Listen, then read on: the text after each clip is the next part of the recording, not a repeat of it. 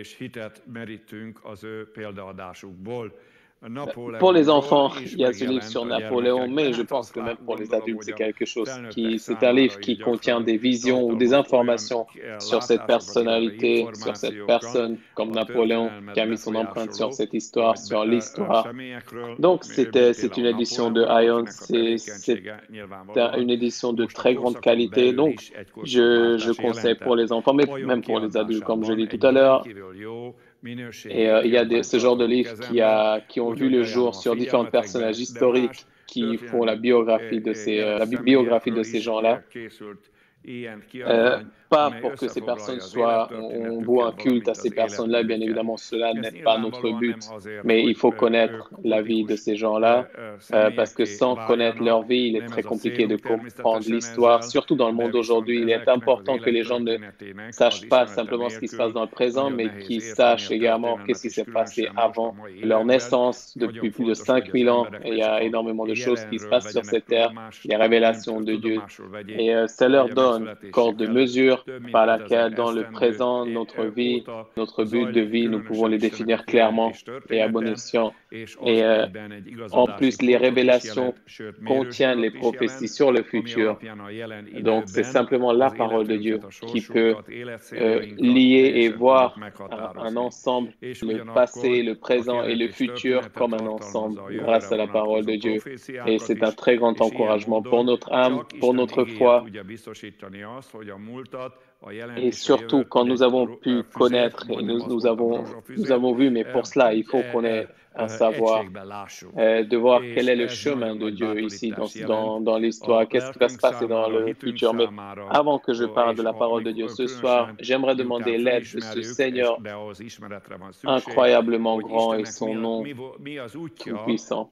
Père Céleste, dans le nom de Jésus, aujourd'hui, je me prosterne devant toi et je reconnais que je n'ai rien reçu dans la vie qui ne vient pas de toi et je te remercie en même temps de mes frères, tout ce que tu nous as donné, nous te donnons de la gloire parce que qui est un Dieu comme toi qui est grand, puissant et omniprésent, qui a créé ce monde avec ta parole, tout l'univers, le ciel, la terre et tout ce qui est créé et tout ce qui contient. Je te remercie Seigneur pour l'humanité, pour les hommes qui tu as créé à ta ressemblance et à ton image pour qu'ils te cherchent dans leur vie terrestre, qu'ils investissent vers toi et qu'ils te rencontrent à la fin. Seigneur, je te demande que ce but noble soit clair pour toutes les personnes.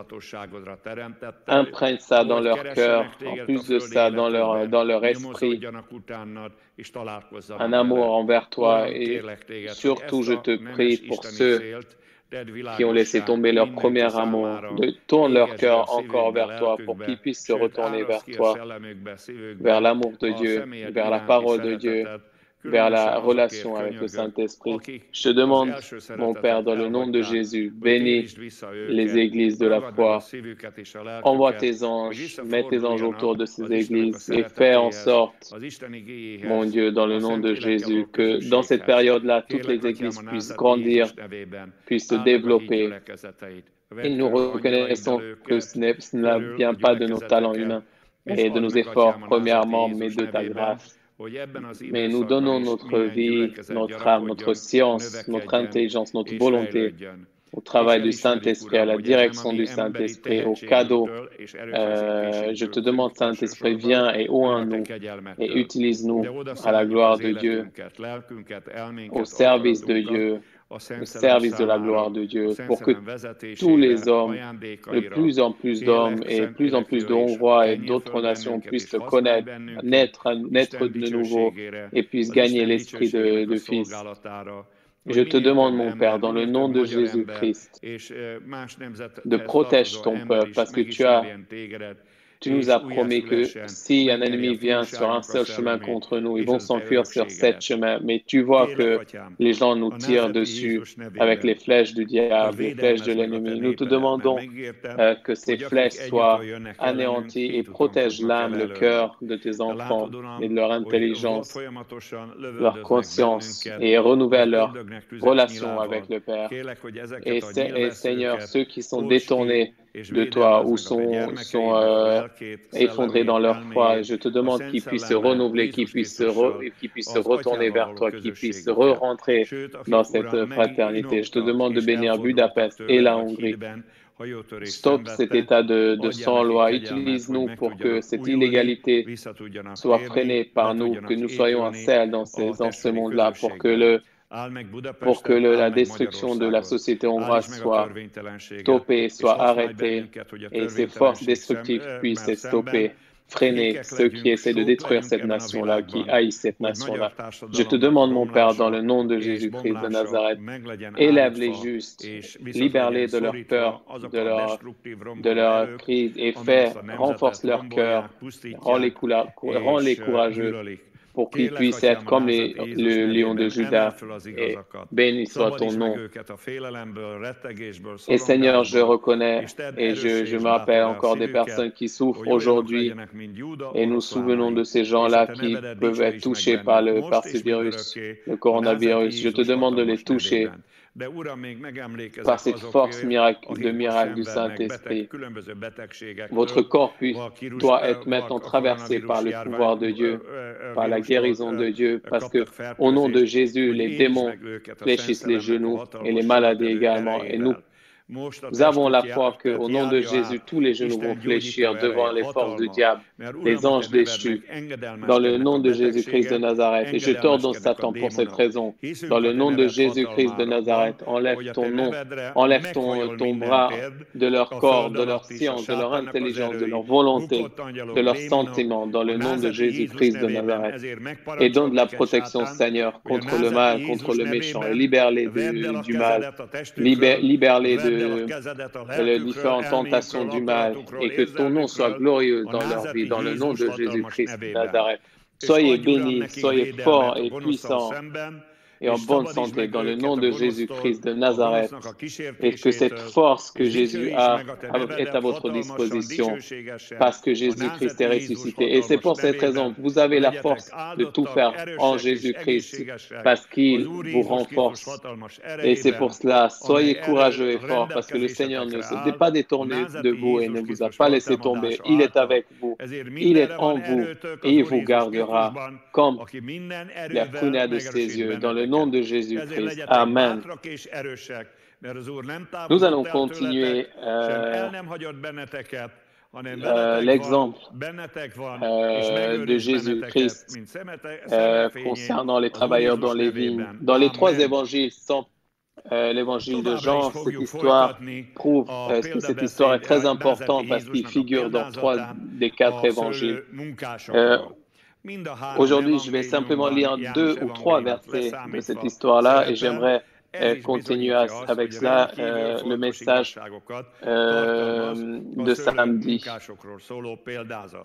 Most csak 2 vagy 3 verszakot fogok felolvasni ebből, és ezzel szeretném folytatni a szombati üzenetet.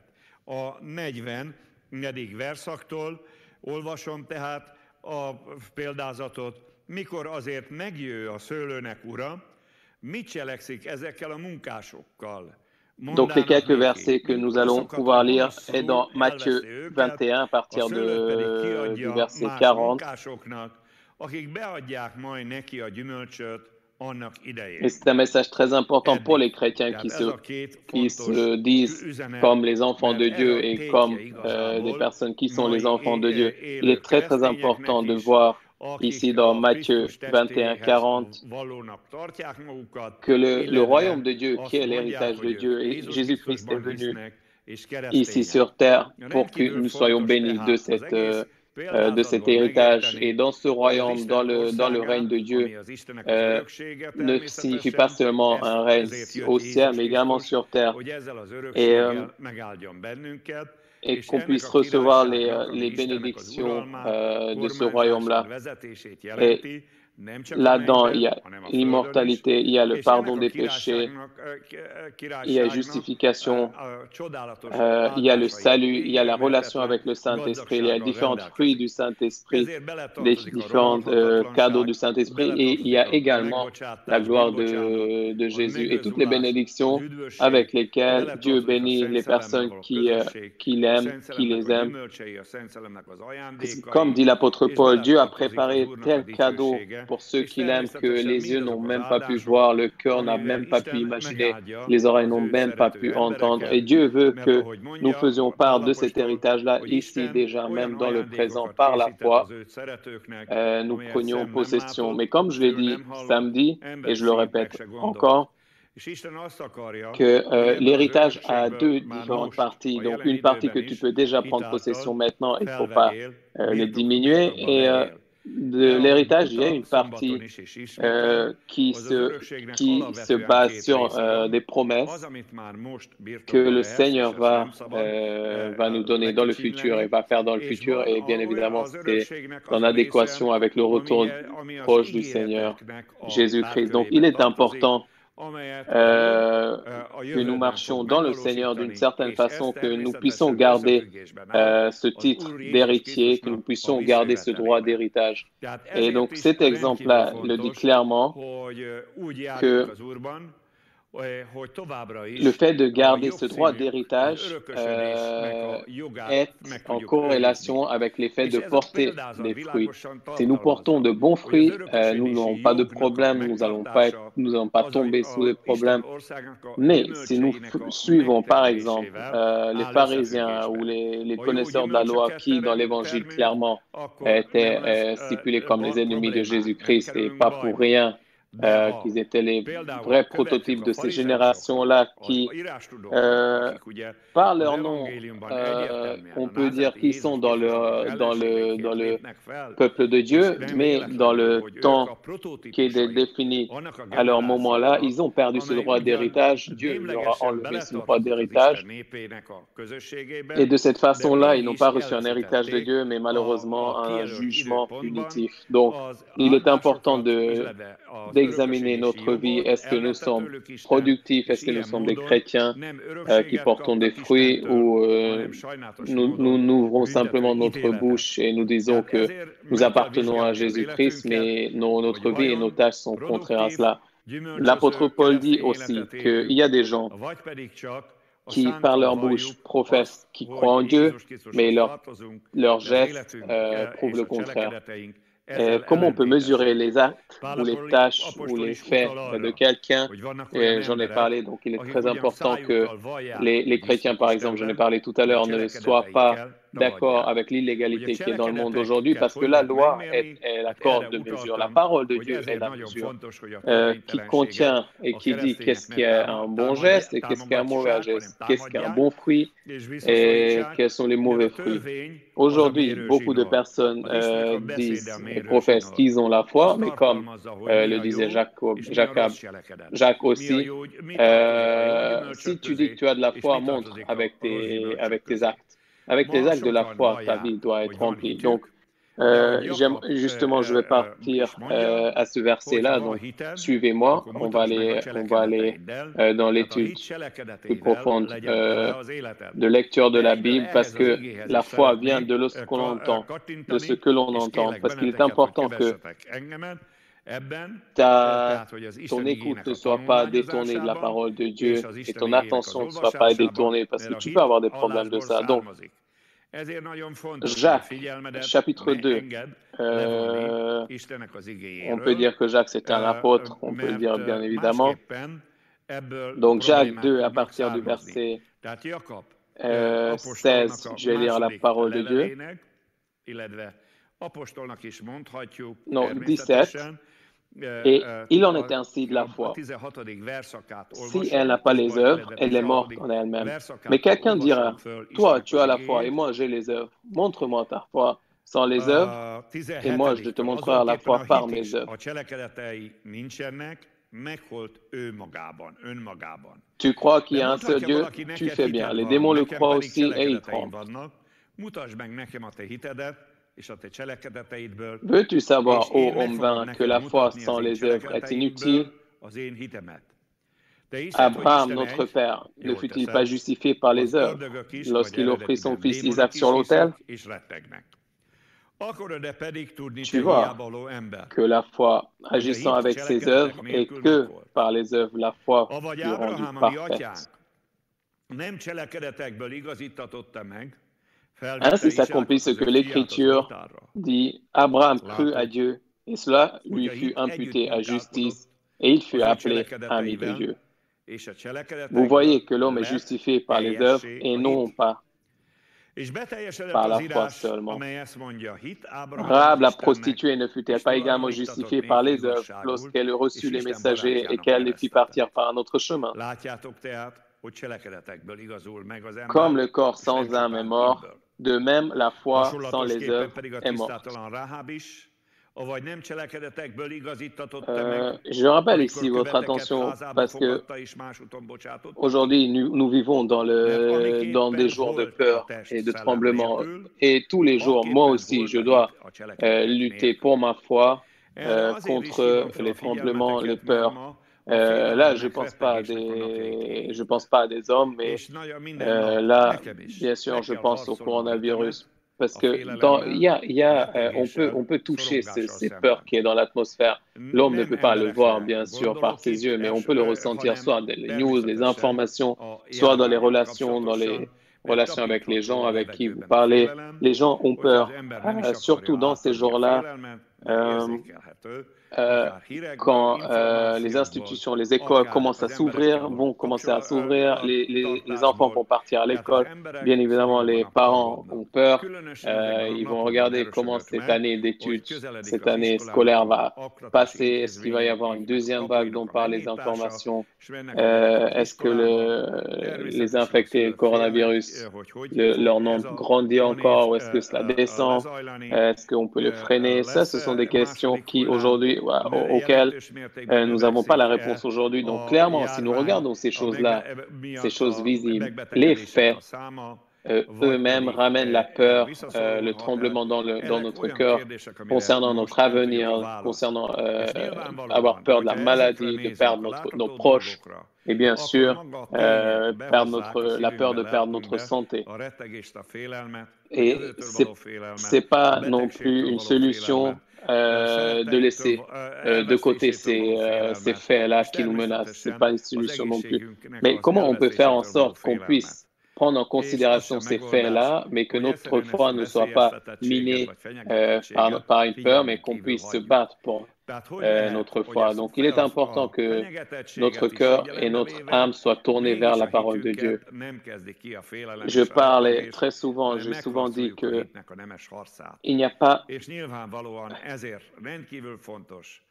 sans la parole de Dieu, hors de la parole de Dieu, il n'y a pas une parole qui peut créer de la foi dans le cœur d'un homme si ça ne vient pas de la parole de Dieu. On peut parler de quelqu'un de très intelligent, scientifique, extrêmement doué, mais leur parole va sortir de leur âme, de leur science, de leur connaissance, mais c'est pas assez et c'est pas capable de bâtir la foi qui rend juste et la foi qui permet d'avoir le salut. Cette foi-là, d'être justifié ne peut être travaillé et ne peut être que nourri que par la parole de Dieu. Donc, première chose, ne deviens pas étranger à la parole de Dieu. Reviens à la parole de Dieu. Je sais qu'en été, il est difficile de gérer notre attention. Notre attention se tourne vers beaucoup de différents genres. Parce que le fait de marcher dans l'obscurité, ça commence par l'attention. Ça commence par l'homme ne fait plus attention à Dieu. L'homme ne fait plus attention aux faits que Dieu a fait Dieu a accompli pour quelqu'un. Nous ne regardons pas, ne faisons pas attention à savoir qui nous sommes en Jésus-Christ. Nous ne regardons plus avec quoi Dieu nous a bénis. Le Saint-Esprit, quel genre de but nous a mis dans notre cœur une fois que nous avons été appelés. Parce que nous ne sommes plus des serviteurs de corps et de sang. Mais parce que le corps et le sang, la chair et le sang ne touchera pas et n'ira pas ne pourra pas mériter le royaume de Dieu. Donc, il est important que nous ne retombions pas dans la chair. Et cette peur, ces tremblements-là peuvent lutter contre la foi et ils peuvent avoir comme résultat que l'homme tombe dans une situation charnelle. Et si nous retombons dans cette situation charnelle, les différents désirs du corps vont grandir et ces différents désirs vont commencer à nous sortir de nous l'ancienne nature. Et s'il n'y a pas un freinage à ce niveau-là, selon la parole de Dieu, malheureusement, les chrétiens vont tomber sous le péché, vont tomber dans le péché, parce que l'ancienne nature va gagner contre la nouvelle nature. Donc l'attention est très importante. Et l'une des significations et l'une des démonstrations de l'attention vers Dieu, si nous ne prions pas, ça montre simplement que nous n'avons pas une foi vivante. Parce que si nous ne prions pas, notre foi ne sera pas stable et cela prouve que si quelqu'un ne prie pas, en réalité, il n'a pas vraiment de foi.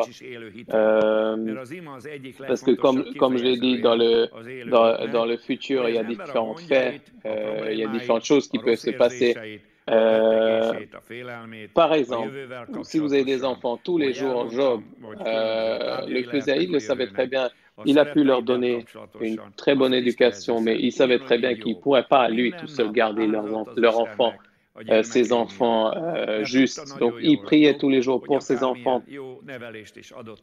Et son sacrifice envers Dieu n'était rien d'autre que des prières qu'il faisait pour ses enfants. Donc, il est important que tu renouvelles ta relation avec Dieu, tes prières pour ton épouse, pour ton époux, pour tes enfants, pour tes proches, pour les saints de l'Église et bien sûr pour toutes les personnes qui sont dans le service de la parole de Dieu et qui servent toujours fidèlement et qui s'attachent toujours à la parole de Dieu et à Jésus-Christ. Donc,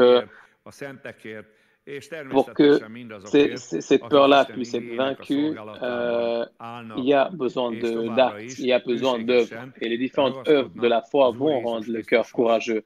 Et si tu t'enfermes, si tu t'enfermes comme un hérisson sur toi, tu te tournes vers toi, il est très certain que la peur va commencer à miner ta foi. Et nous, c'est une situation où quand quelqu'un a peu de foi, il est déjà compliqué pour Dieu. Dieu peut aider ou peut coopérer avec des personnes qui ont peu de foi, mais simplement parce qu'il fait ce choix-là. Mais à ce moment-là, l'homme ne pourra pas tout seul faire ce qu'il veut et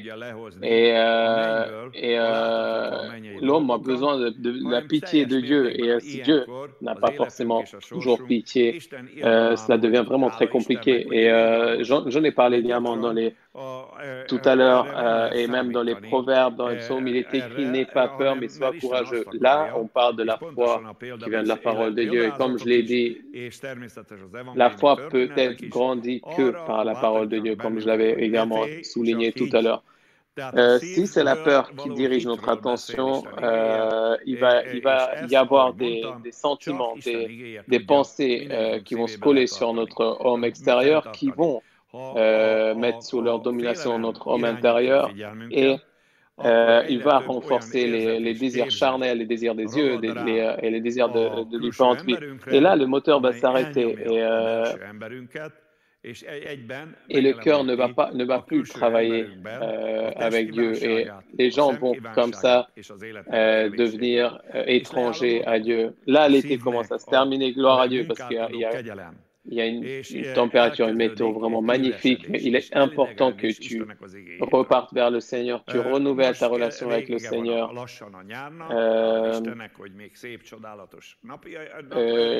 Chez nos amis, les Juifs, mais également dans l'Ancien Testament, il y a cette période-là déjà commence à être une période de préparation, par exemple, à Yom Kippour, quand Jésus-Christ va revenir, également aussi, cela dit comment on doit se préparer pour ce jour de Rosh Hashanah, se préparer pour prendre en possession notre héritage quand le royaume de Dieu va de façon visible venir ici sur cette terre-là.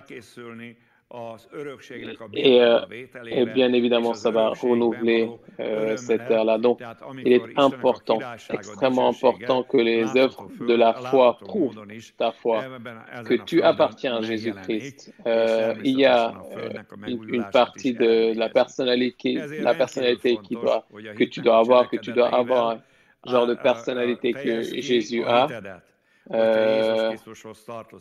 Ce genre de personnalité que tu as en toi et qui prouve la présence de Jésus-Christ en toi. Et en plus de cela, avec nos œuvres extérieures, nous devons le prouver. Et n'oubliez pas que l'un des signes des derniers temps est que l'évangile du royaume de Dieu prêche à toutes les nations de la terre. Mais quand est-ce que l'évangile peut être vraiment très utile pour les gens et très puissant pour les gens, surtout dans les temps de ce que nous vivons maintenant? Parce que sachez que nous n'avons pas une foi et un esprit de peur, mais un esprit de force. Et pour que l'évangile soit prêché efficacement, il faut qu'on se base sur le Saint-Esprit, parce que ici, la peur ne tombe pas simplement sur les croyants, ne croyez pas ça. Il tombe malheureusement sur nos compatriotes, beaucoup de nos compatriotes. Il y a des gens qui vivent dans la peur. Et en plus de ça, des différentes prophéties le citent également que dans les derniers temps, il va y avoir des jours où il va y avoir une telle phobie. Donc, une phobie, c'est une telle mesure de peur qui torture, et cette présence va être très intensive sur Terre. Et en conséquence de ça, les gens meurent. Et on voit malheureusement que ces prophéties se réalisent dans les jours, que les gens ont peur, que les gens tremblent. Et s'ils ne croient pas, par exemple, qu'ils peuvent guérir le coronavirus, parfois il y a beaucoup de personnes âgées qui sont suicidées, même des jeunes. Donc il est important, soit un envoyé de l'espérance, soit quelqu'un qui prêche la parole de Dieu, à l'évangile, à tes compères, et que tu transmettes aux gens les choses avec lesquelles tu as été béni par Jésus-Christ. Et tu fais attention, tu verras que par cela, le Saint-Esprit va se renouveler dans ta vie. Et si tu prêches la parole de Dieu, bien sûr, pas stupidement, bêtement, mais tu vas suivre les directions de Dieu. J'en suis sûr que c'est cette grâce qui va venir ici sur toi et il va repousser de toi ces peurs-là dont nous avons parlé tout à l'heure. Donc, les œuvres de la foi sont les fruits clairs qu'on peut voir. Et il faut que dans chaque partie de notre vie, il faut qu'on travaille, qu'on prie pour ça, parce que notre foi ne doit pas être jetée. Dieu n'a pas à travailler son travail. Sachez qu'il n'y a pas la panique au ciel. Dieu ne dit pas au Fils ni au Saint-Esprit, il ne dit pas qu'est-ce que je dois faire. S'il pose cette question-là, pour les rentrer dans ces plans-là, pas parce qu'il a peur ou autre. Et son plan et ses plans concernant mais concernant l'humanité n'est pas mauvais, mais bon, parce que Jésus-Christ est apparu pour que cette vie de Dieu et ce salut puisse être donné à toute l'humanité et à tous les gens qui l'acceptent. Et comment cela va se passer? Est-ce que si nous restons muets, est-ce que si nous nous cachons, si nous nous retirons dans nos grottes? Donc non, sois courageux, sois fort. Sors et prêche la parole de Dieu, bien sûr, comme tu peux le faire maintenant, aujourd'hui, dans ces conditions-là. Il faut utiliser un autre moyen qu'avant avant cette pandémie. Mais il est sûr qu'il y a beaucoup de gens qui écoutent avec joie la bonne nouvelle, l'évangile, ce message d'espérance. Et quelqu'un qui parle de ce monde vraiment merveilleux dont parle la Bible et qui va donner en Jésus-Christ pour les hommes. Parce que nous voyons que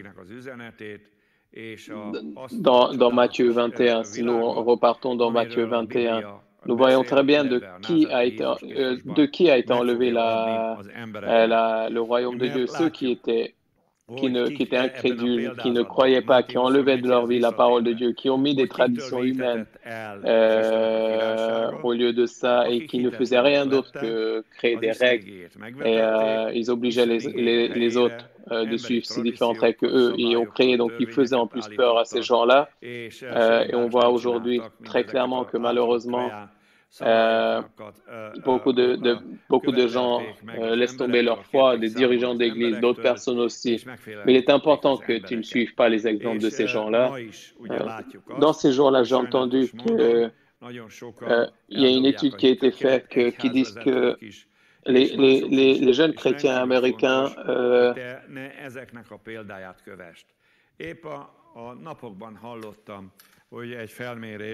hogy állítólag az amerikai keresztény fiataloknak jelentős része. Il y a des gens qui disent que il y a les jeunes qui disent par exemple que les pasteurs ne donnent plus des messages relevants à leurs églises, parce que quels sont les messages dont les gens attendent à l'église? Ils attendent qu'on dise que l'abortion est un péché, les lobbies LGBT, et l'homosexualité est un péché, et différentes choses dont parle la parole de Dieu, qui sont des péchés. Il faut les prêcher avec feu et avec l'Esprit de Dieu. Et si nous ne sommes plus capables de prêcher ces choses-là, bien sûr, nous n'allons plus être le sel de la terre. Et en plus de ça, le sel va perdre de sa valeur. Donc, vraiment faites attention de ça parce que la parole de Dieu a des réponses là. Bien évidemment, ceux qui ne suivent pas la moralité dans la parole de Dieu, ils essayent de changer leurs valeurs. Bien sûr, là, ils vont pas trouver ce qu'ils cherchent. Parce qu'il y a beaucoup de jeunes, malheureusement des vieux aussi, mais ça touche malheureusement plus les jeunes chrétiens. Ils essayent de trouver des réponses qui sont plus en adéquation avec différents compromis qu'ils voudront faire avec le monde ou qui légitimisent différentes pensées dans ce monde-là. Ça, de moi, ils vont jamais entendre. Je vais continuer à prêcher la parole de Dieu et j'encourage tous les pasteurs, tous les croyants de faire de même.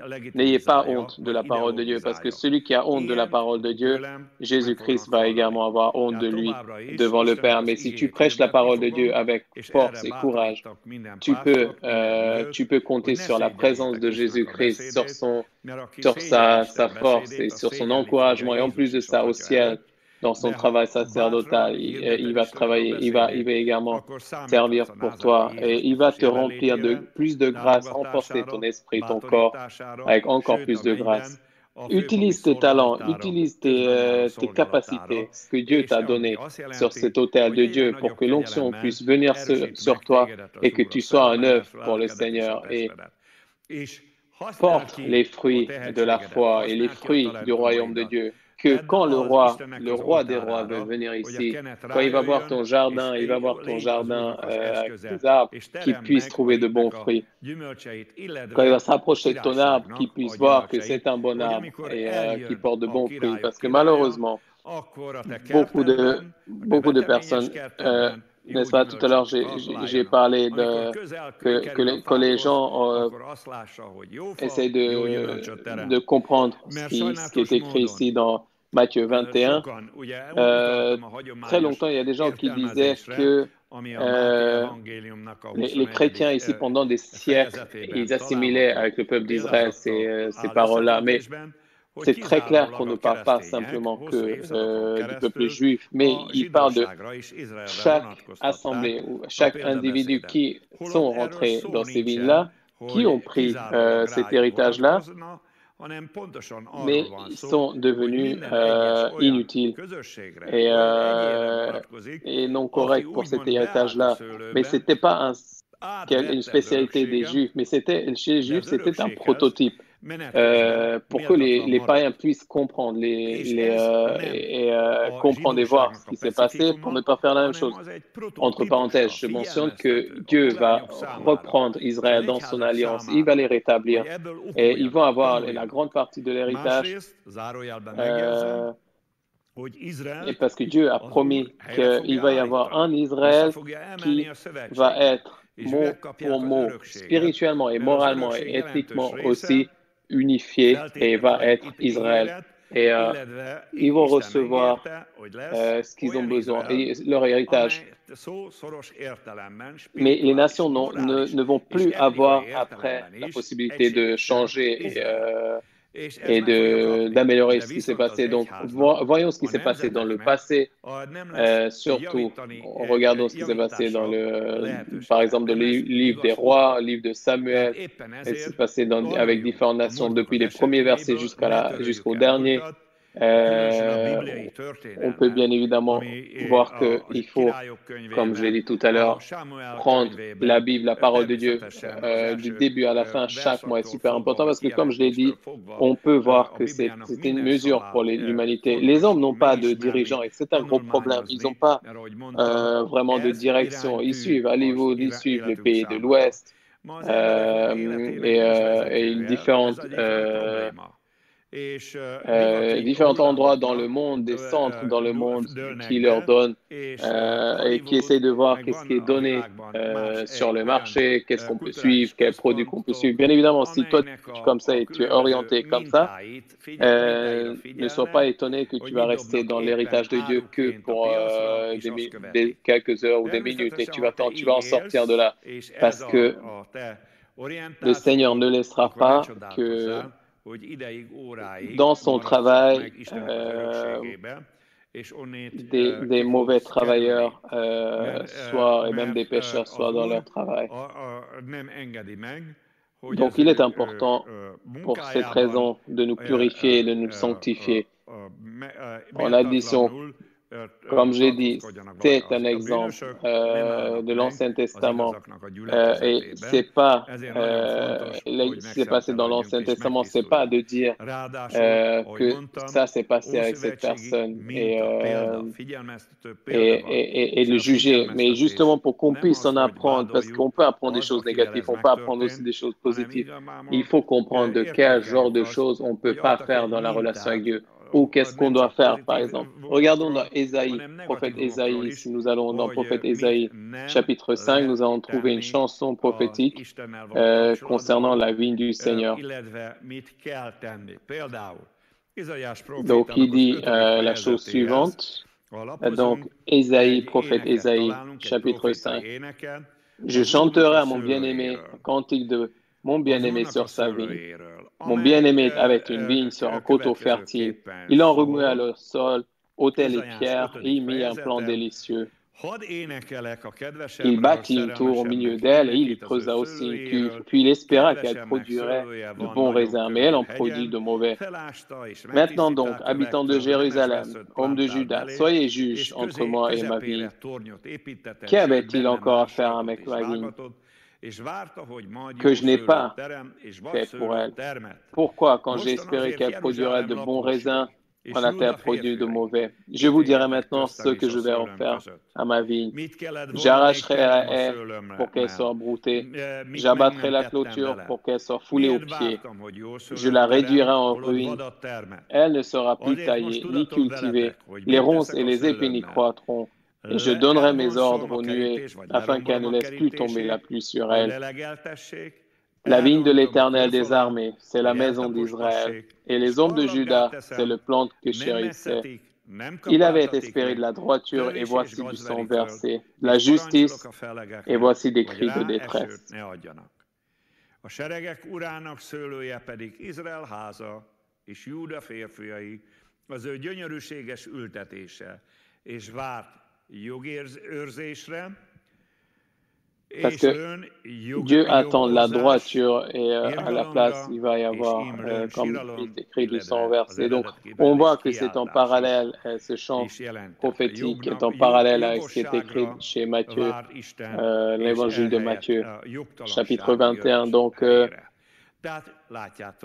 C'est pour à cause de ce verset-là que les gens ont dit que cette parabole des vignes ne s'applique qu'à Israël, mais je le répète de nouveau que toute la révélation, il faut regarder ici toute l'histoire de la révélation de la Bible et comme ça on ne peut pas simplement dire que Dieu a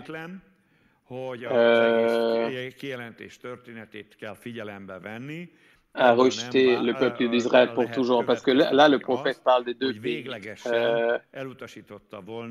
Il dit que quand il y avait ces deux pays, mais ils étaient unifiés en deux pays, mais une fois qu'ils étaient séparés en Dieu, c'était toujours la vigne de Dieu.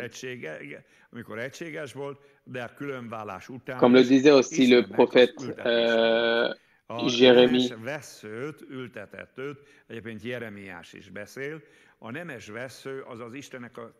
quand il parlait du pouvoir de Dieu sur le mont de Sinaï. Mais le Seigneur dit aussi que ce bâton noble,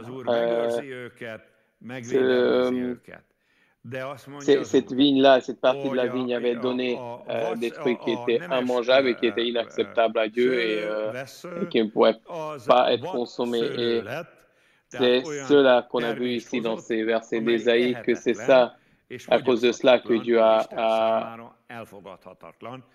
enlevé ses yeux d'Israël, mais bien évidemment, il ne les a pas détruits pour toujours, mais il les a mis sous son jugement, il les a fait disperser dans les nations et il a simplement temporairement,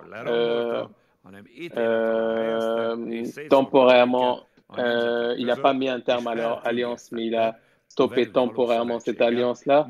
Et le prophète Jérémie aussi parle de cette ville-là, mais il parle d'une autre vue, d'un autre point de vue, pour que cela soit encore plus clair pour vous, ce dont nous parlons ici, ce que dit Jérémie, par exemple. Nous regardons dans le chapitre 2, verset 13, chez Jérémie, nous pouvons lire la chose suivante. Concernant le peuple de Dieu.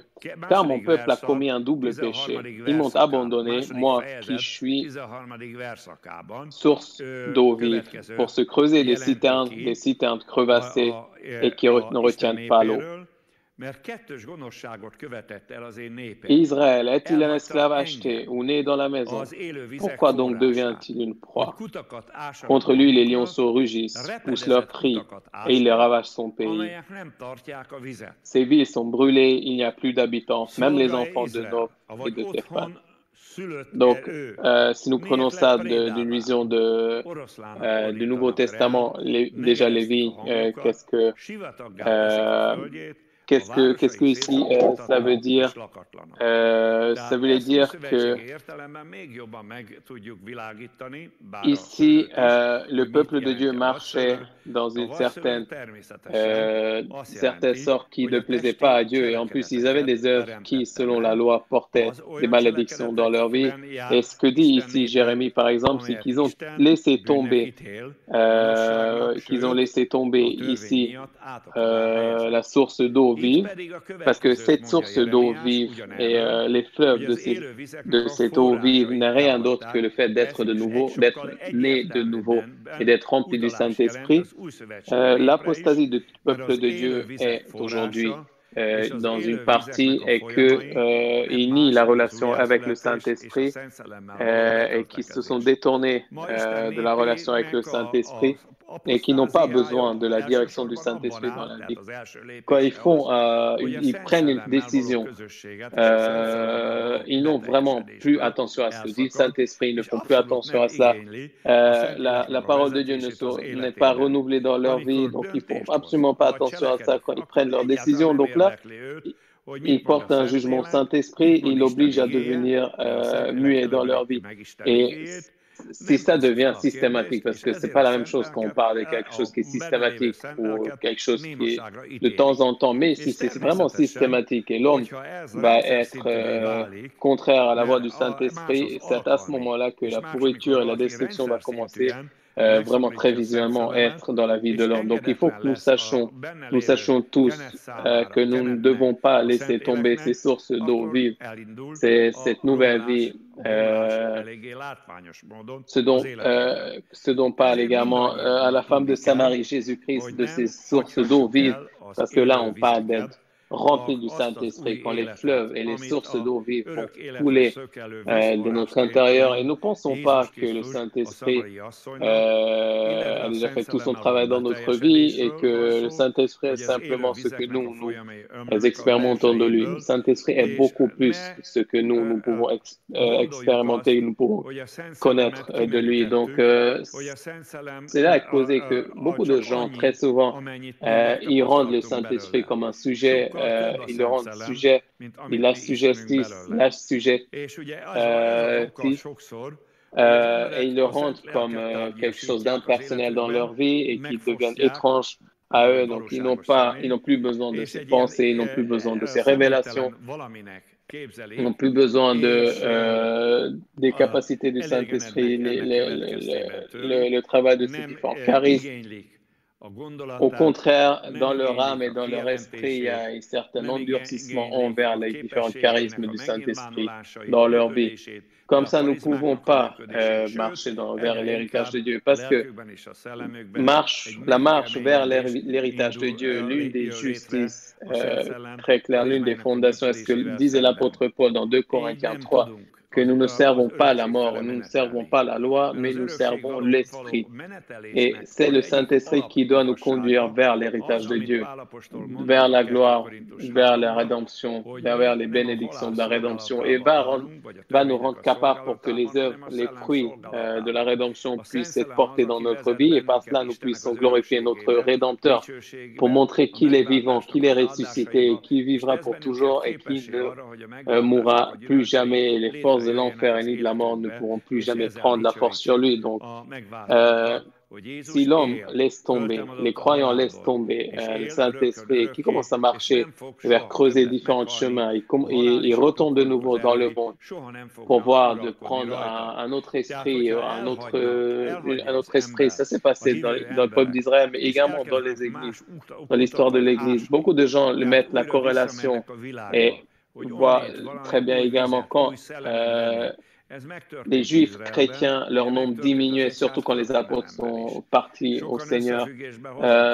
Les chrétiens qui sont, les différentes personnes qui rentraient dans cette église, ils ont ramené leur pensée dans cette église-là. Ils ont ramené différents philosophes, leurs différentes pensées dans leur vie qu'ils connaissaient. Et la Bible a commencé à devenir un outil pour leur propre pouvoir. Ils n'ont pas utilisé la parole de Dieu pour le vivre, mais ils commençaient à utiliser la parole de Dieu pour essayer de justifier leurs différentes pensées. C'est une chose de qu'est-ce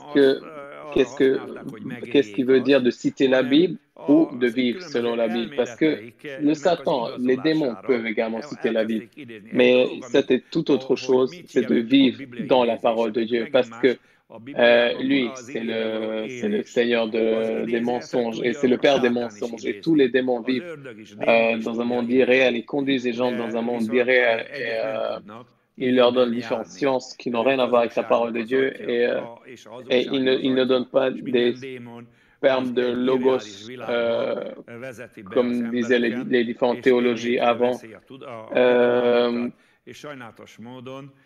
Mais justement, la parole de Dieu, il faut la nourrisse notre cœur qui est nettoyé 7 fois. Au cours de l'histoire, la parole de Dieu a traversé énormément de conflits, même dans nos jours aussi. Je mets l'accent sur le fait qu'ils essaient de nouveau effacer de l'humanité, des chrétiens et des églises, la parole de Dieu. Mais Ces efforts sont, dès le départ, jugés, condamnés à perdre, parce que la parole de Dieu va se tenir debout, elle va toujours tenir debout, parce que la parole de Dieu ne pourra être vaincue par rien. Si nous pouvons, n'importe quelle force de Satan, de pouvoir qui est sur terre, essayer d'unifier la force, la méchanceté humaine et les forces du mal pour essayer de nettoyer et d'enlever la parole de Dieu d'ici. Ce qui leur attend, c'est la gêne, la destruction, c'est la perte. Donc, prenez garde de ne pas laisser tomber le Saint-Esprit dans votre vie. Ne changez pas à des choses mondaines. Le Saint-Esprit a des choses mondaines avec des choses que la parole de Dieu dit, des péchés ou des sciences dont la parole de Dieu dit que c'est étrange à moi. Il y a une mauvaise eau là-dedans, une eau empoisonnée là-dedans. Seule vraie eau pure pour l'humanité vient de la parole de Dieu, vient de la bouche de Dieu. Et c'est pour cette raison que dit Moïse aussi, mais Jésus le cite également, que l'homme ne vivra pas seulement de pain, mais la parole, toutes les paroles qui sortent de la bouche de Dieu. Pourquoi? Parce que c'est ça qui est clair. Ce sont ceux-là les eaux douces. C'est avec ça que Dieu veut bénir ton âme. C'est ça qui maintient en toi ces sources d'eau vive en toi. Et c'est ça qui va pouvoir t'aider à suivre la parole de Dieu et faire en sorte que les sources d'eau vive sortent de toi dans n'importe quelle partie de ta vie et que ça puisse créer ces bons fruits qui sont vraiment magnifiques et en bonne santé, qui sont les fruits de ce royaume de Dieu, ce que le Seigneur va accepter. Donc, Jérémie parlait de cela, qui ont laissé tomber, les gens ont laissé tomber et se sont détachés. Et qu'est-ce que cela a eu comme résultat? Comme j'ai dit, comme je l'ai lu ici, vous voyez très bien, j'avais lu chez Jérémie dans le verset 14 qu'ils ont laissé les eaux d'eau vive, ils ont commencé à creuser des citernes crevassées, avec lesquels ils n'ont eu aucune bénédiction, aucune bénédiction, ils ne pouvaient que consommer. Idegen kutakat ástak, repedezett kutakat, amelyből semmi áldás nem maradt az emberek számára, csak annyi volt, hogy fogyasztani. Ah bien, c'est le problème de la culture. C'est qu'on reçoit cette culture sous forme de livres ou sous une impression visuelle et c'est tout, c'était tout. Et il ne reste rien durablement dans notre vie. On le reprend. Et alors, on se trouve dans la dépendance de cette activité, mais il n'y a pas de valeur qui se crée dans cette personne. Jésus parle de ça, des citernes crevassées. Pourquoi est-ce que des citernes sont crevassées? À cause de la puissance du péché. C'est que de la vie humaine et de la civilisation humaine, la bénédiction de Dieu a disparu. Ne retourne pas là où Dieu t'a fait sortir. Avant ta conversion, toi aussi, tu as bu des citernes crevassées, de l'eau empoisonnée. Pourquoi est-ce que Israël est devenu esclave? Pourquoi est-ce qu'il est devenu une proie? À cause de ça, justement. Et ça va arriver dans la vie des chrétiennes qui changent de l'eau étrangère et des citernes crevassées à l'eau vive. Pourquoi? Parce que les lionceaux rugissent. Et ce n'est pas autre que Satan, parce que Satan attend que les hommes qui ont connu le Seigneur, qui ont reçu le Saint-Esprit, Satan attend qu'ils se détachent des fleuves d'eau vive et Satan rugisse pour que ça ne revienne pas à l'esprit, qu'ils veuillent se repentir. Et très souvent, les gens sortent de la bouche du lion, c'est qu'il y a un os qui reste à la bouche du lion. Parce que le diable est capable de ruiner des chrétiens à tel point.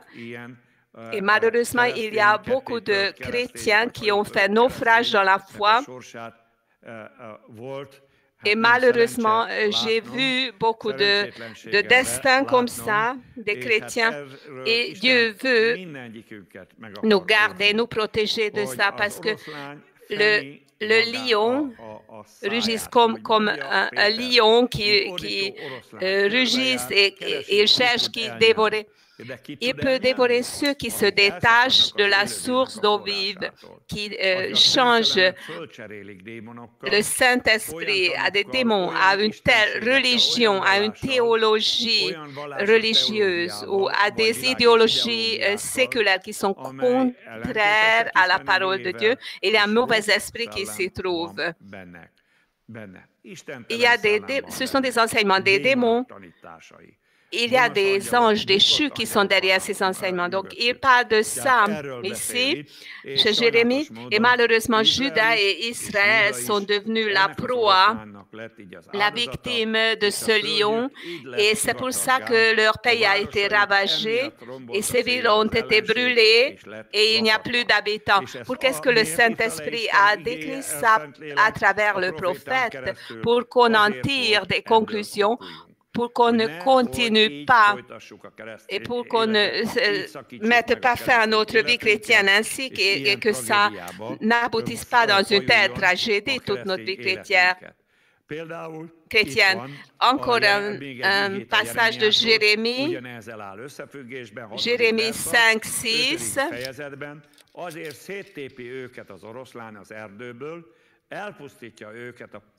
C'est pourquoi le lion de la forêt les tue, le loup du désert les détruit. Le panthère est aux aguets devant leur ville. Tous ceux qui en sortiront seront déchirés, car leurs transgressions sont nombreuses. Leurs infidélités se sont multipliées. Pourquoi te pardonnerai-je? Tes enfants m'ont abandonné et ils jurent par des dieux qui n'existent pas. J'ai reçu leur serment et ils se livrent à l'adultère. Ils sont en foule dans la maison de la prostituée, semblables à des chevaux bien nourris qui courent ça et là. Chacun hennit après la femme de son prochain. Ne châtierai-je pas ces choses-là, dit l'Éternel. Ne me vengerai-je pas d'une pareille nation? Szellemem. Igen. Ez volt tehát Izraelnek és Judéának. C'était la raison de la tragédie de Juda et d'Israël, c'est qu'ils ont changé l'amour du véritable Dieu à l'adoration des dieux étrangers. Et c'est ce qui a lancé les égarements moraux, les perversités sexuelles. Et surtout, ce sont les jeunes qui ont été attaqués par cela parce que la cible primaire du diable dans les perversités sexuelles, ce sont les jeunes et les enfants aussi, c'est ce qu'on voit. Et ce que le Seigneur a donné à leur père comme bénédiction, les enfants ont amené ces bénédictions au bordel, aux discothèques, aux nightclubs, aux prostituées, aux femmes impures qui sont, comme dit Salomon, comme un puits où on entre et on est incapable d'en sortir. On ne peut même pas bouger de là. On dépend complètement de telles femmes.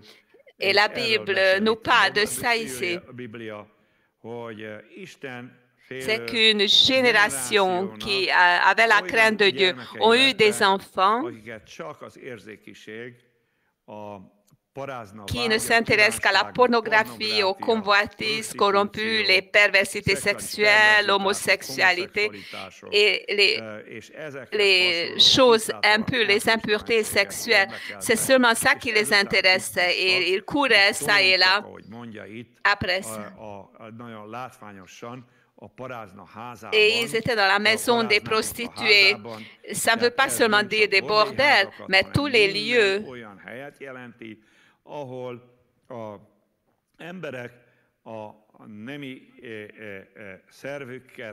où les gens focalisent sur leurs génitaux pour susciter les convoitises charnelles dans leur prochain. Donc la Bible parle de ça. Plus exactement, c'est le prophète Jérémie qui en parle par le Saint-Esprit. C'est qu'une telle génération, surtout une génération apostate, est complètement ruinée par le lion. Il y a le panthère qui vient, qui a le loup et qui les détruit, qui les ruine parce que leurs péchés se sont multipliés. Leurs transgressions sont nombreuses et leurs infidélités se sont multipliées. Donc, ils ont transgressé leurs promesses. Ils sont devenus comme des chevaux bien nourris qui courent ça et là, chacun uni après la femme de son prochain.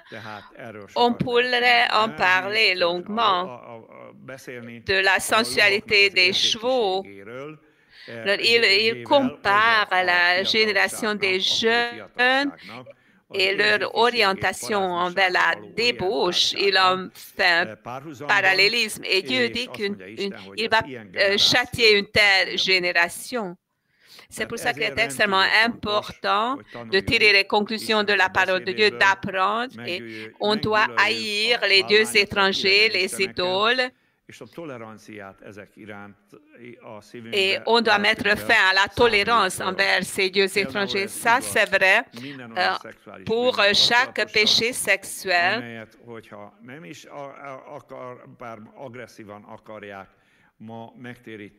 Même si on veut dire aux hétérosexuels qu'ils deviennent transsexuels, et ça me stupéfait surtout les semaines passées, quelle campagne agressive a été lancée ici en Hongrie. Dans les mairies, on a mis un drapeau d'arc-en-ciel et les maires n'ont pas été élus à cause de ça pour qu'ils représentent les intérêts des homosexuels ainsi. En tant qu'hommes, ils ont le droit de soutenir ce qu'ils veulent, mais les maires ne se trouvent pas dans leur position avec les votes des homosexuels, mais ils ont également reçu les votes des hétérosexuels et ils les ont égarés, ils les ont séduits. Il est très important que les hétérosexuels puissent exprimer leurs problèmes envers ceux qui abusent du pouvoir et les gens veulent imposer une position morale qui est contraire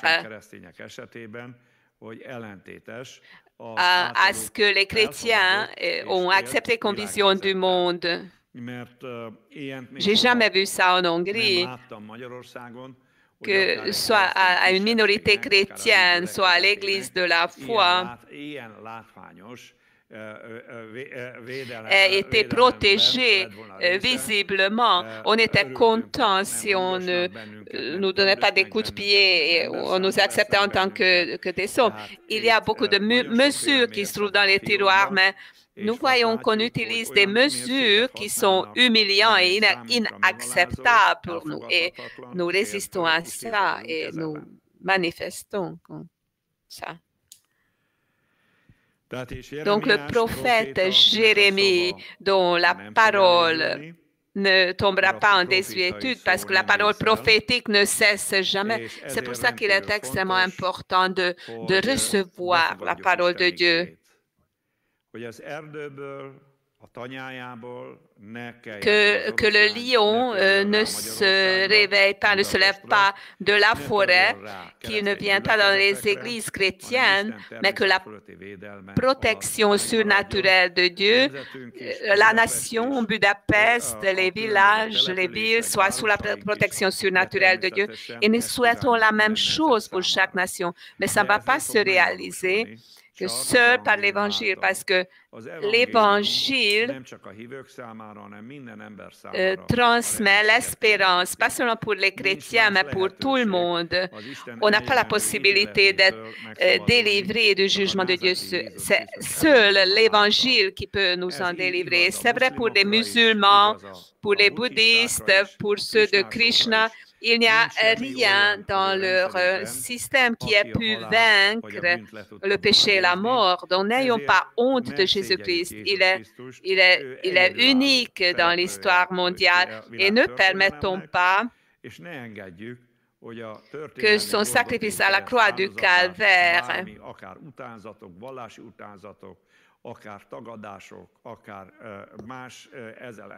soit obscurci par les visions du monde contraire. Ce n'est pas par hasard que nous lisons du centre qui dirige le monde, des nouvelles qu'on veut représenter Jésus-Christ comme s'il était homosexuel, comme s'il était une femme. On ne fait pas ça avec d'autres fondateurs de religion.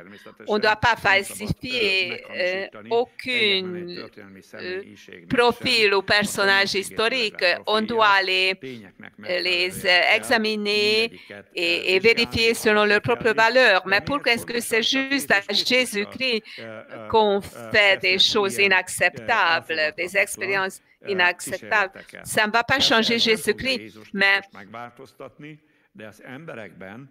ça va changer et ça peut influencer l'image de Jésus-Christ dans les gens. Et ça va causer des changements dans des personnes qui se détachent de la parole de Dieu. Et au lieu de la parole de Dieu,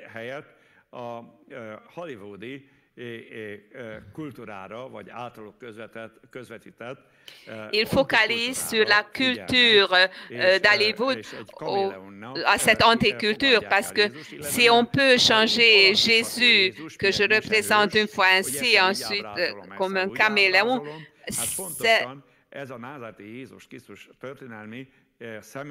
ça veut dire que je renie l'authenticité historique de Jésus-Christ. On ne le falsifie pas seulement, mais on le renie.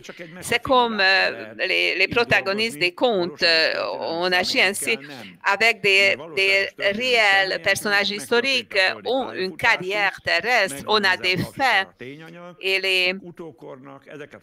les générations suivantes doivent apprécier ça pour qu'ils puissent tirer des conclusions de l'histoire et qu'ils ne créent pas un monde insupportable et qu'ils ne ruinent pas leur propre vie et n'en font pas de tragédie. C'est pour ça qu'il est très important d'accepter la parole de Dieu en tant qu'une boussole, en tant qu'un point de repère. Revenons à Jérémie et à Ésaïe, c'est-à-dire la vigne qui n'a pas produit de bons raisins. Ça veut dire qu'ils se sont détachés de la parole de Dieu. Ils ont méprisé la vigne noble, d'où le produit de la vigne sorti. Ils cherchaient quelque chose pour eux, d'où ne venait que l'impureté, les souillures, où il n'y avait pas de valeur. Et de tout cela, il ne pouvait venir qu'une manière de vivre, des débauches et tout ça. Et Dieu veut qu'on s'en repentisse et qu'on s'écarte de ça. Quels sont les péchés de ce monde actuel?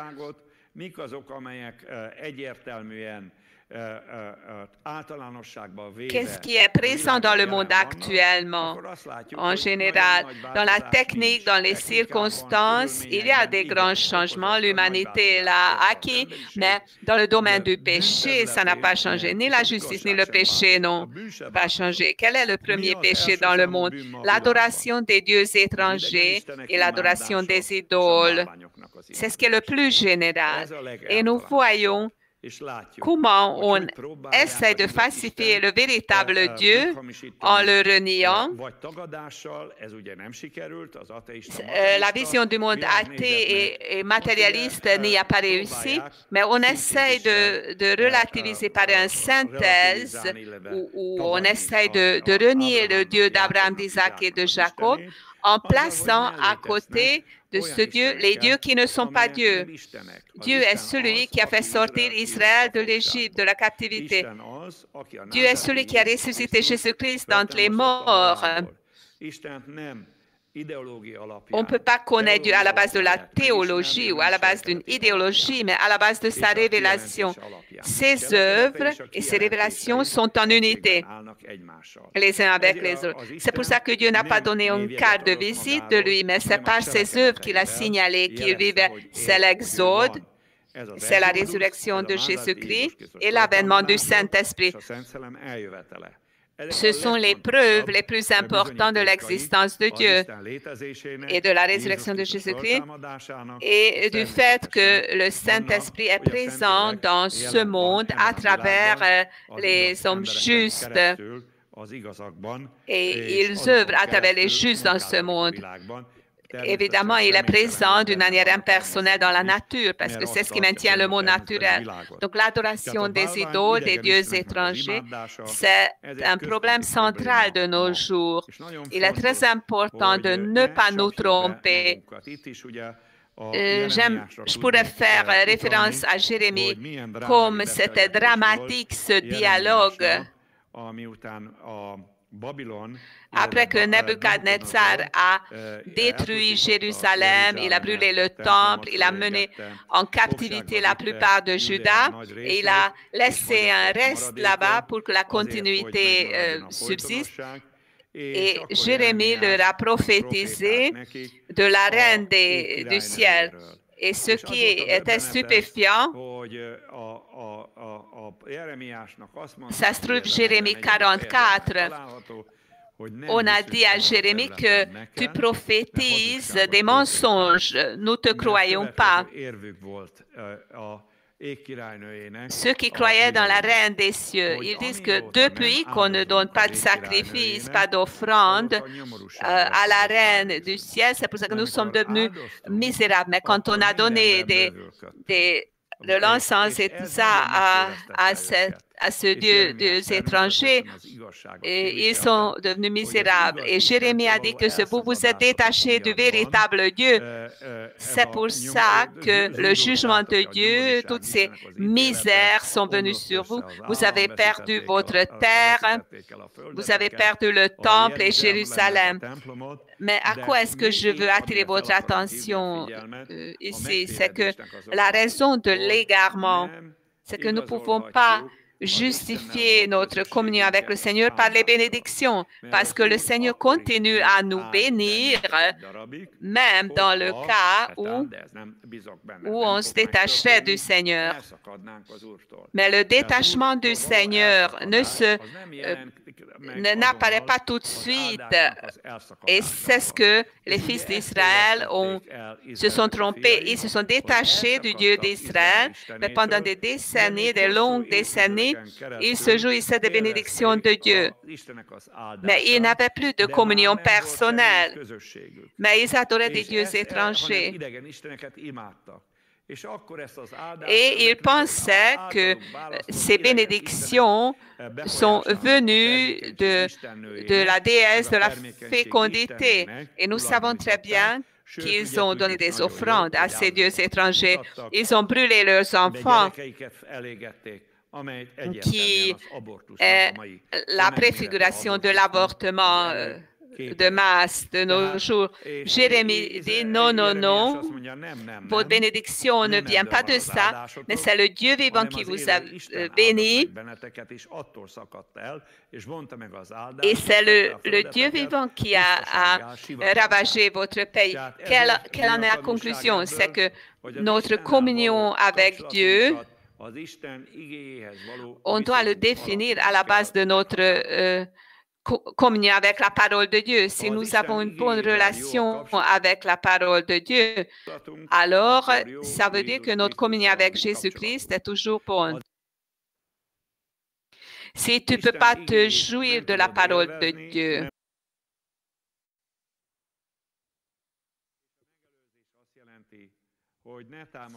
ça veut dire que tu ne dois soutenir aucun mouvement dont le but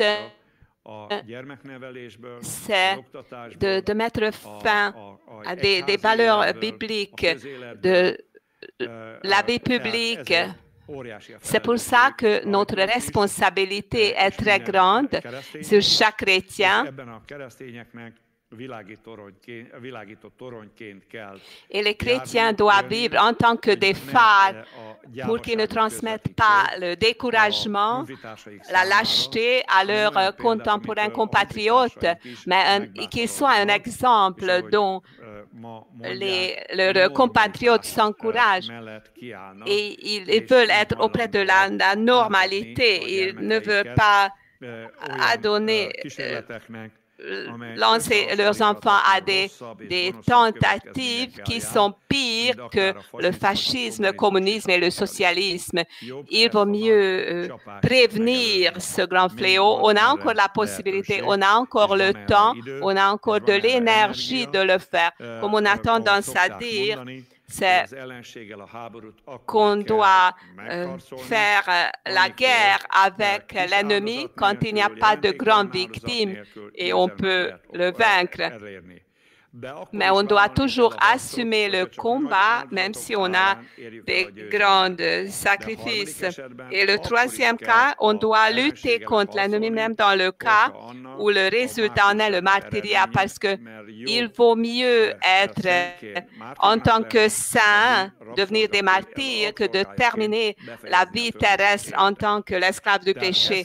C'est cette stratégie qu'on doit placer devant nous, qu'il vaut mieux quand on peut vaincre encore. Mais je pense que ça coûte déjà très cher. On voit cette campagne de haine contre ma propre personnalité et contre d'autres personnes. On peut montrer clairement que derrière cette campagne,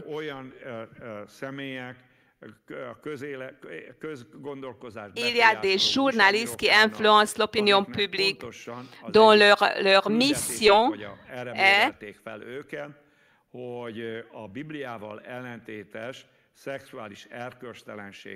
qu'ils imposent des perversités sexuelles à la société. Ils ont reçu le devoir, la tâche d'éliminer toutes les communautés, les organisations, les personnes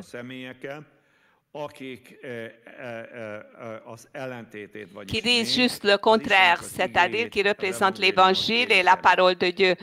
C'est pour ça qu'on doit tenir ferme dans la tempête et on doit soutenir toutes les puissances, tous les pouvoirs qui représentent les mœurs à la base de la grâce et qui protègent cela et ils veulent le répandre dans la société. Donc les péchés sexuels, c'est-à-dire la tolérance, est en cours à l'échelle mondiale. Et je pense que ce qui en suit, c'est que de la forêt sort le lion et il dévore la proie. Et que Dieu accorde qu'il y ait de moins en moins de victimes de cette tentative impie dont nous sommes les témoins et nous en souffrons également parce que c'est seulement à travers le combat qu'on peut rester dans la justice et la troisième chose qui sont très importantes, c'est les sciences étrangères, les idéologies étrangères. On enseigne des hypothèses en tant que fait. Des fondations financent les universités et c'est l'argent qui influence quelle théorie scientifique est préférée, quelle théorie est absolutisée, quelle est cette théorie qui est un point de repère dans la vie scientifique et qu'est-ce qu'on stigmatise, quelles sont les théories qui sont stigmatisées. Il y a des visions qui sont contre la science, mais malheureusement beaucoup de représentants de la science se trouvent dans cette même catégorie parce qu'ils croient au Créateur ils croient à la loi et même à la résurrection de Jésus-Christ. Et eux aussi, ils doivent être éliminés. On essaie de les écarter des positions dirigeantes, des groupes de chercheurs. Et c'est très important qu'on ne se trouve pas dans le piège des sciences étrangères, que ça ne suscite pas l'orgueil, comme Dieu a dit à l'apôtre Paul quand il a demandé sa guérison. Dieu lui a dit que ma grâce te suffit. Ça ne concerne pas seulement la santé, parce que c'est par la grâce que nous sommes guéris, mais c'est la chose la plus importante, c'est que croyons dans une science qui n'ôte pas la grâce et l'onction de nous, qui ne nous démonise pas, mais qui fortifie le règne de la grâce sur nous. Et j'aimerais vous faire rappeler Deuxième épître au Timothée, chapitre 3, il y a une prophétie qui s'y trouve, que c'est l'apôtre Paul qui l'a prophétisée, chapitre 5.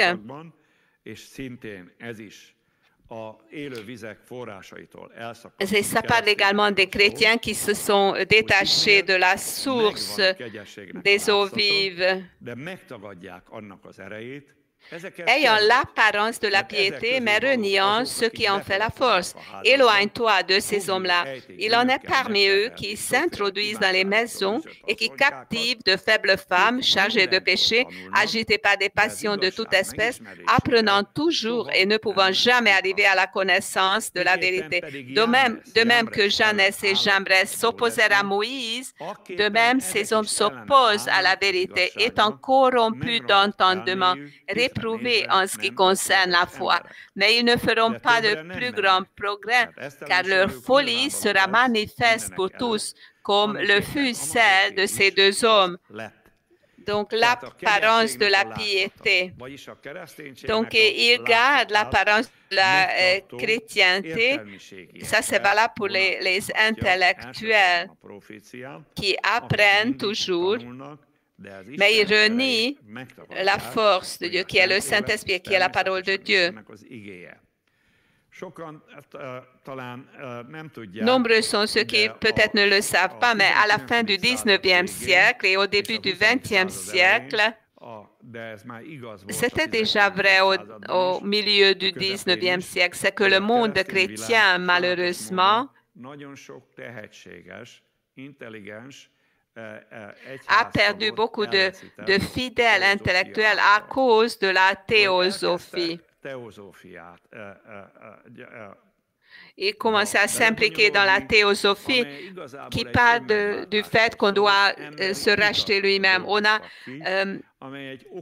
élaboré une voie humaine qui est basée sur l'humanisme et ils essayaient de le placer au lieu de l'idéalisme biblique.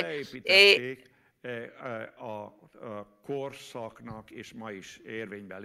ils ont introduit les notions scientifiques là-dedans et ça a impacté les intellectuels chrétiens et les hommes doués se sont détachés de la foi et ils se retrouvaient dans les organisations occultes.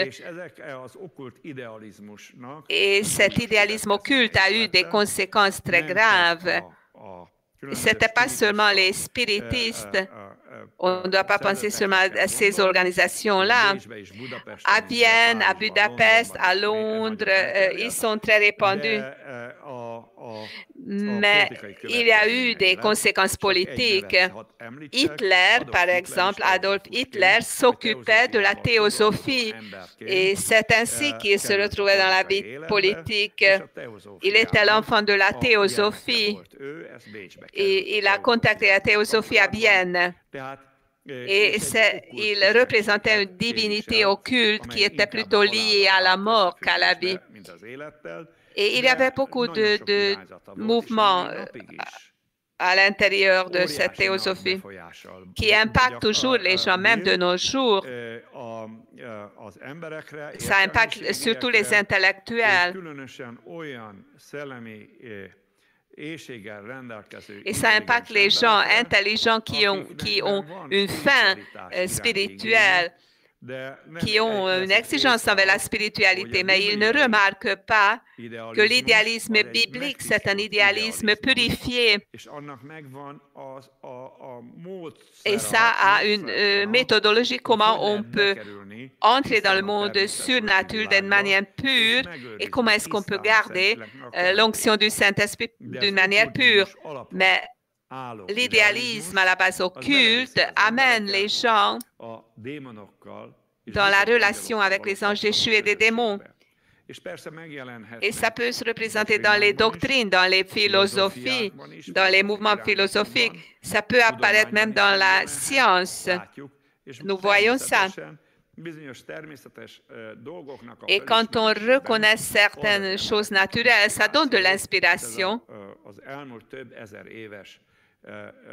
Cette histoire de plusieurs milliers d'années soutient ça. Ça faisait partie de la culture païenne, surtout dans le cas des hommes qui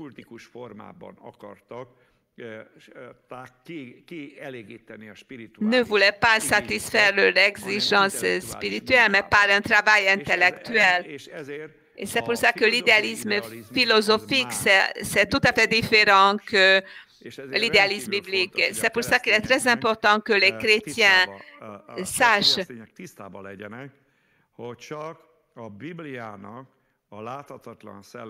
que c'est seul la parole de Dieu et le monde biblique donnent une protection contre le monde spirituel, occulte, rien d'autre. Donc, c'est pour ça que dans le monde surnaturel, c'est seul Jésus-Christ qui est à la porte, c'est-à-dire sa mort et sa résurrection. Parce que l'héritage, ce dont nous parlons, et le royaume de Dieu est surnaturel, est idéal. C'est de l'idéalisme. Mais ce n'est pas un idéalisme comme les gens le pensent, mais c'est un monde idéal, parfait, où il n'y a pas de péché, il n'y a pas de mort, il n'y a pas d'injustice, il n'y a pas de malédiction, il n'y a pas de misère, il n'y a pas de souffrance. Mais chaque homme est saint, parfait, et tout est rempli de la gloire de Dieu. Et c'est tout à fait différent. Donc, ne cours ça et là, comme concernant les derniers temps, l'apôtre Paul dit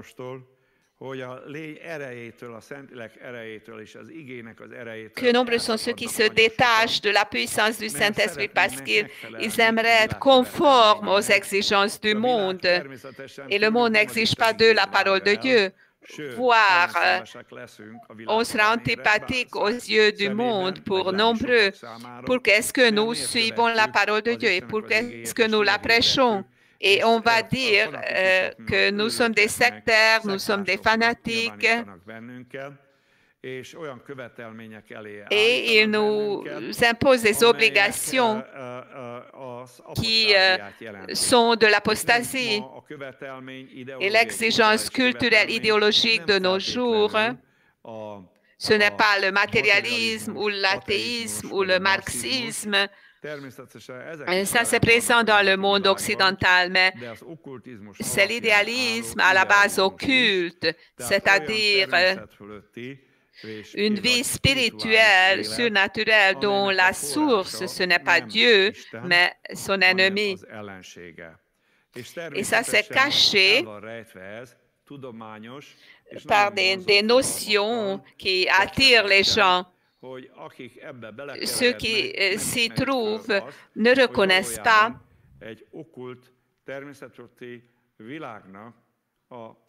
qu'il représente les intérêts d'un monde occulte, surnaturel, quand il fabrique de l'idéologie et qu'il le revêtisse d'une apparence comme si ça dirigerait l'homme, conduirait l'homme dans la présence du Dieu vivant. Il y a un seul chemin, c'est Jésus-Christ, qui est le chemin, la vérité et la vie. Le quatrième péché du monde, c'est le révolte contre la parole de Dieu. Et comme Matthieu 21 se trouve cette parabole, c'est-à-dire d'une manière verbale, on baptise tous ceux qui sont les représentants de Jésus-Christ, qui prêchent que revenez à la source des eaux vives.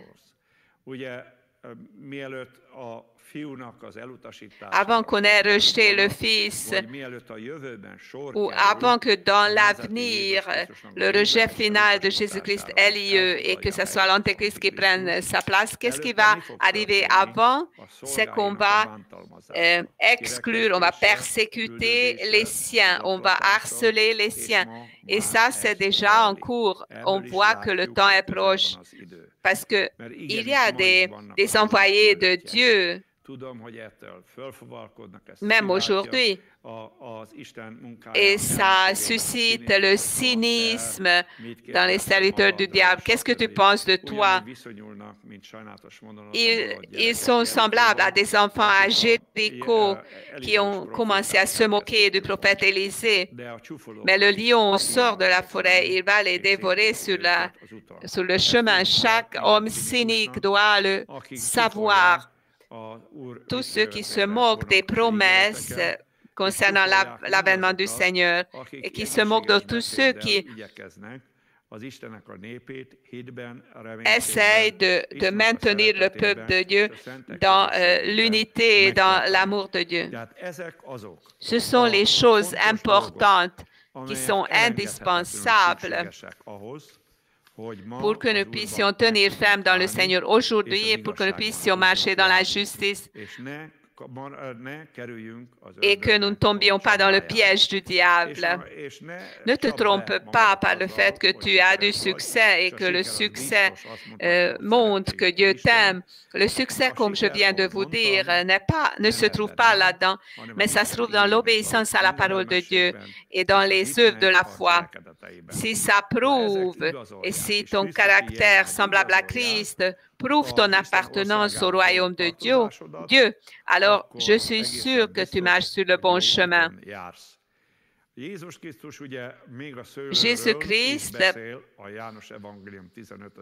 parle en Jean 15, il dit que le Père est la vigne et nous sommes les sarments.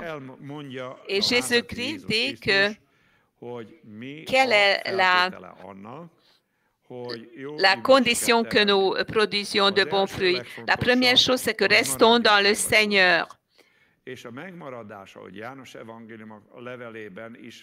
comme dans l'épître de Jean, nous lisons que celui qui dit qu'il croit au Seigneur, mais qui n'observe pas ses commandements, sa parole, il est menteur. Celui qui aime Dieu, aime le Seigneur, il observe ses commandements, c'est-à-dire qu'il met en pratique la parole de Dieu. La deuxième chose, c'est la purification. C'est que concernant les œuvres de la foi, le Seigneur nous a promis que tous ceux qui produisent de bons fruits, il le purifiera. C'est l'œuvre du sang de Jésus-Christ qui crée dans notre vie. Nous sommes oints par le sang de Jésus-Christ. Jésus-Christ, par son sacrifice expiatoire, a acquis pour nous la rédemption éternelle.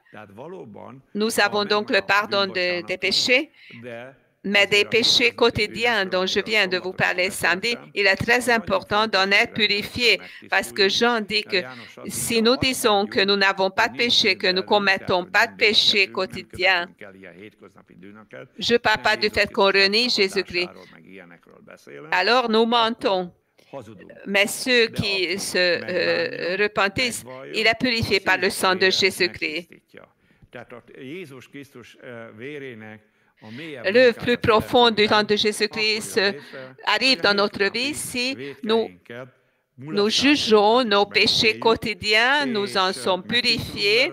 Et quel en sera le résultat? C'est que nous produirons encore plus de fruits.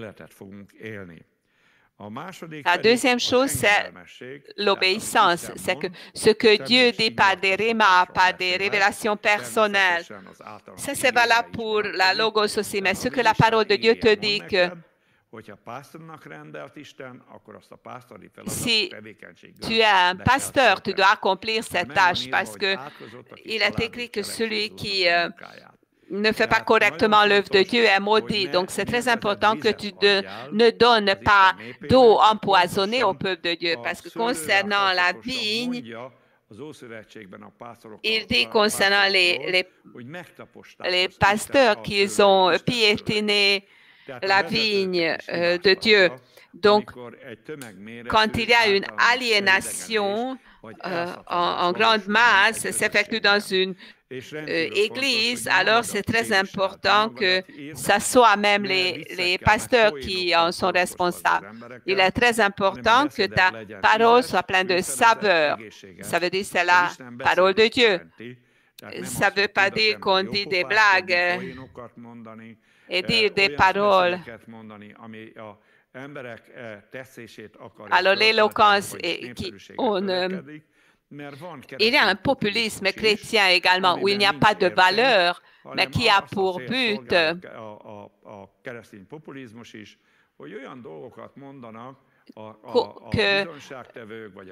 que ceux qui rendent témoignage à Jésus disent que les gens aimeraient écoutez, la parole de Dieu dit qu'ils cherchent des enseignants parce qu'ils ont une démangeaison à leurs oreilles. J'ai trouvé sur l'Internet un message et on peut vérifier ça. Est-ce que ça est accompli ou pas? Celui qui a fait l'entretien, je ne vais pas dire le nom, mais il n'est pas hongrois. Il a dit que le coronavirus va cesser après 4 mois et le rétablissement, la restauration va arriver. Et on sait maintenant que c'est pas vrai. C'était pas vrai. Le coronavirus n'est pas terminé encore. Il y a la menace qui subsiste toujours. Il y a de nouveaux problèmes qui est arrivé. Et il a dit qu'ensuite, il viendra un grand réveil. Je crois au réveil, mais on doit terminer cet amour. On doit survivre à cela par les œuvres de la foi, pas par la crainte. Mais ce n'est pas le réveil qui est arrivé après 4 mois, voire il y a un mouvement qui persécute les chrétiens. Et ça a été lancé aux États-Unis, qui fascine les gens. On n'a pas le temps d'en parler très en détail pour l'illustrer avec quelque chose. Ça, c'est valable pour les lycéens, pour les étudiants. Ça me stupéfait. Comme ces démons qui sont derrière ces mouvements d'émeutes peuvent impacter les jeunes et ils peuvent les tourner contre son père, sa mère, sa culture, son peuple, ses propres valeurs. Et ces jeunes ou des foules deviennent les traîtres de leur propre civilisation, leur propre échelle de valeurs. Donc, un tel mouvement a été lancé et pour freiner cela, je pense qu'il faut beaucoup jeûner pour ça. On doit intercéder pour ça. On doit représenter la vérité. Donc, la guerre, le combat est toujours en cours. C'est pour ça que nous devons obéir à la parole de Dieu. Et finalement, ce que j'aimerais souligner concernant la productivité, on doit persévérer jusqu'à la mort auprès de Jésus-Christ. L'apôtre Paul dit dans l'Épître aux Romains, chapitre 8, concernant le droit d'héritage, la continuité de ce droit d'héritage et concernant Romains 8,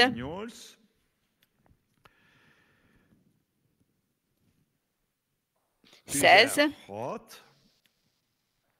17, L'Esprit lui-même rend témoignage à notre esprit que nous sommes enfants de Dieu. Or, si nous sommes enfants, nous sommes aussi héritiers, héritiers de Dieu et co-héritiers de Christ, si toutefois nous souffrons avec lui, afin d'être glorifiés avec lui. Qu'est-ce que ça veut dire? Ça veut dire qu'on doit assumer la souffrance avec le Seigneur.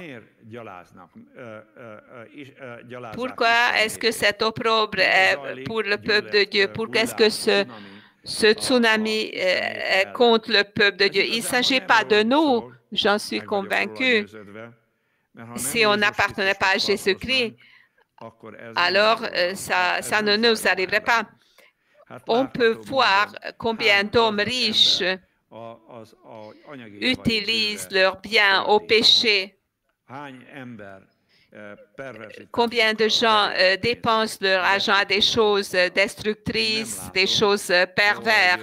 Je ne vois pas qu'il y ait une campagne mondiale contre eux, voire il s'agit du fait qu'ils ont justifié leur manière de vivre, leur attitude, leur comportement.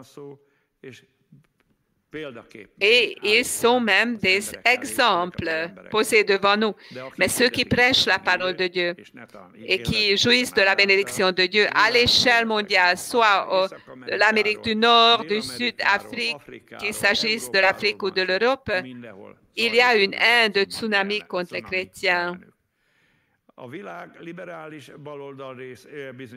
De certains journalistes libéraux de gauche et également des chrétiens apostates qui se trouvent maintenant dans l'autre camp pour faire tout pour détruire les communautés et les valeurs où il appartenait autrefois. Ils sont même capables de renier des étoiles du ciel. Avec leurs mensonges, ils séduisent les gens. Et ils jouent un rôle très important que cette tsunami de haine est en cours à l'échelle mondiale. On doit persévérer en cela aussi, parce que c'est à Christ que retombe l'opprobre. C'est son opprobre que nous héritons. Nous sommes que les serviteurs, les disciples, pas plus. Je ne prêcherais pas la parole de Dieu si je n'avais pas rencontré Jésus-Christ. Je ne prêcherais pas la parole de Dieu si je n'avais pas expérimenté qu'il avait pardonné mes péchés. Je ne prêcherais jamais la parole de Dieu si je n'avais pas reçu un nouveau cœur, un nouvel esprit, parce que mon ancien cœur n'était pas comme ça. Je ne prêcherais pas la parole de Dieu si le Saint-Esprit ne m'avait pas rempli. S'il ne m'avait pas oint de Saint-Esprit. C'est Jésus-Christ qui est responsable de ça, mais pas au sens négatif. Je dis ça avec joie. S'il faut assumer la persécution pour ça, je le ferai avec joie. Ils haïssent Jésus-Christ. Ils ne luttent pas contre les hommes de Dieu, mais ils luttent contre Dieu. Et tu peux lire dans la Bible, dans plusieurs passages, quelle en est la conclusion s'ils luttent contre Dieu. Obéis à la parole de Dieu, reste dans le bien et persévère jusqu'à la fin auprès de Jésus-Christ, pour que lors de son avènement, au temps donné, sur ton arbre, qu'il trouve des fruits mûrs et sains, et il te dira que bon serviteur, entre dans la joie parfaite, dans ma gloire, parce que tu as rendu témoignage à moi, tu m'as représenté ici sur la terre, et moi, j'ai préparé une maison pour toi, et tu seras là où je vis éternellement. Que le Seigneur vous bénisse, qu'il vous protège, garde dans sa grâce. N'ayez pas peur, ne crains point, crois seulement. Le Seigneur te fortifiera, il te soutiendra, il te montrera le sentier de la justice où tu dois marcher. Reviens à la source des eaux vives. au puits de Dieu que la parole de Dieu et le Saint-Esprit a créé en toi et puise avec joie de ce puits parce que c'est le puits de ta délivrance par lequel Dieu te bénira par toutes ses bénédictions, par sa grâce, pour que tu puisses persévérer jusqu'à la fin à sa gloire. En vivant à sa gloire et en faisant sa course. Que le Seigneur vous bénisse. Au revoir. Bonne soirée.